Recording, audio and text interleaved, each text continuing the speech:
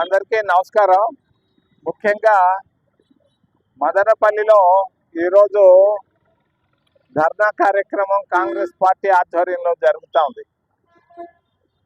ఇందులో భాగంగా 3 అంశాలు మీ ముందు ప్రస్తావించడం జరుగుతూ ఉంది. మొదటిది, రాష్ట్ర ప్రభుత్వ ఉద్యోగస్తులు దాదాపు 6 లక్షల మంది రాష్ట్ర ప్రభుత్వ ఉద్యోగస్తులు ఉన్నారు. వాళ్ళకి రాష్ట్ర ప్రభుత్వం గత 10 సంవత్సరాలుగా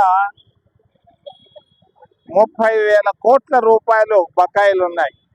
వెంటనే రాబోయే మే 31వ తారీఖు లోపల 30,000 కోట్ల రూపాయలు బకాయిలు వెంటనే ఇవ్వాలని చంద్రబాబు నాయుడు గారిని డిమాండ్ చేస్తున్నాం.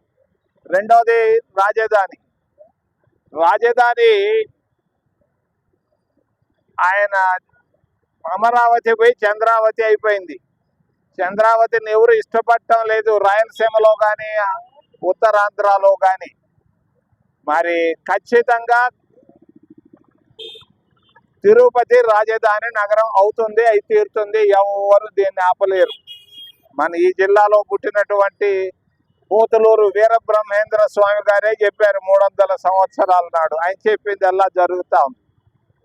మూడోది, రైతుల విషయం. టమాటా రైతులు చాలా కష్టాల్లో ఉన్నారు, వాళ్ళకి గిట్టుబాటు ధర లేదు.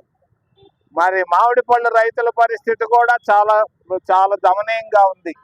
వెంటనే రాష్ట్ర ప్రభుత్వం రైతులను ఆదుకోవాలని, ఖచ్చితంగా టమాటా రైతులు, మామిడి పళ్ళు రైతులకు సహాయం చేయాలని మేము కాంగ్రెస్ పార్టీ తరఫున ముఖ్యమంత్రి గారిని డిమాండ్ చేస్తున్నాం.